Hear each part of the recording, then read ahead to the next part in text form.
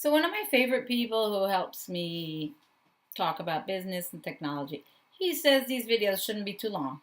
So they could be really long if I show you how long every step really takes. Like I have to mix colors and things like that. So what I'm going to do is I'm going to prep my colors. I do want to have a video where I show you the whole workspace, how I mix, etc. I'll tell you just a few things before we start. Okay, I have this fabric card that I created for the group that we just discussed, which is this group of dresses. As I was sketching them, I noticed that I was starting to color block. Like there's a lot of different layers and seams, and I've decided that for this group, I'm going to use several different fabrics and colors on each garment, not just a single fabric for each garment. So this is the fabric card I came up with.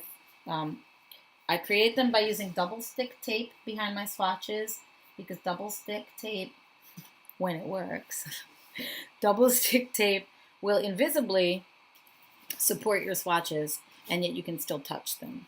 You always do want to create fabric presentations that are user friendly. So this is falling apart a little bit. I'm going to have to make it not be falling apart because I don't want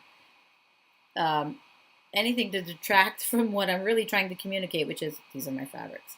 So I have a woven chiffon here that is printed with flowers, and actually there are leaves of different colors, and there are some flowers in there too. It's actually quite a big swatch. I have a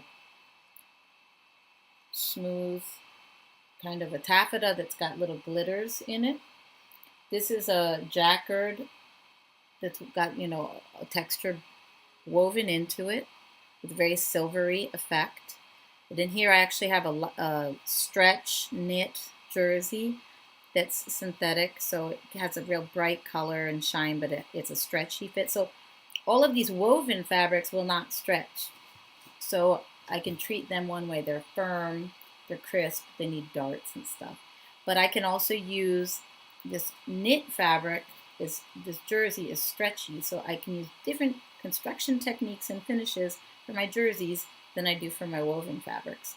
And then this down here is a rather raspy. It's smooth and comfortable on the inside, but it's woven with Lorex, which is what we call metallic threads or yarns, and it's iridescent, kind of metallic.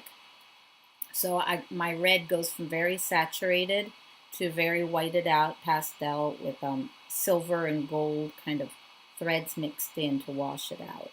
And then this also has little silver sparkles in it. This is my firmest, thickest fabric. So is this, but this one's raspy.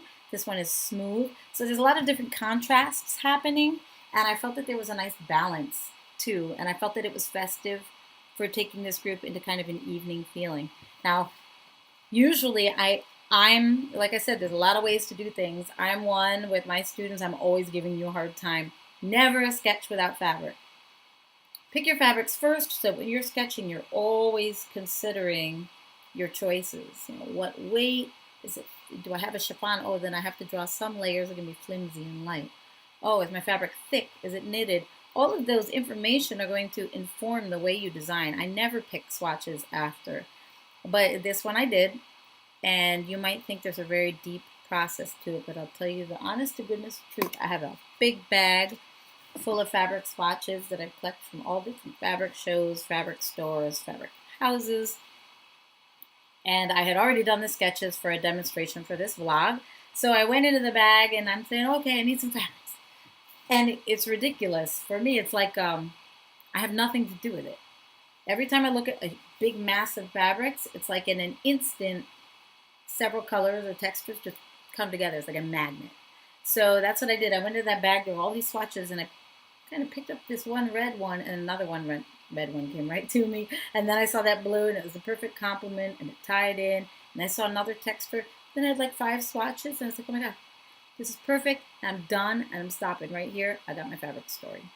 That's how it happened for me. So I think it's really good when it comes from the gut.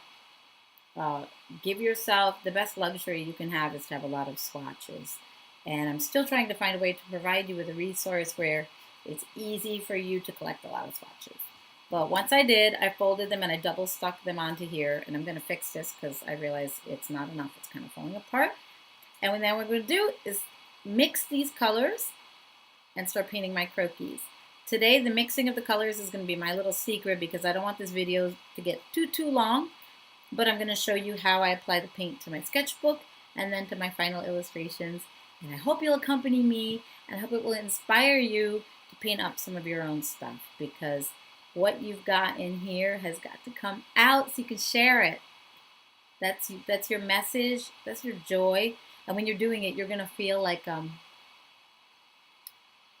someone's doing it with you.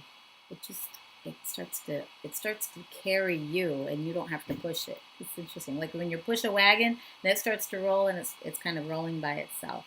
I want to bring you to that experience. So let's go to the next video and start painting.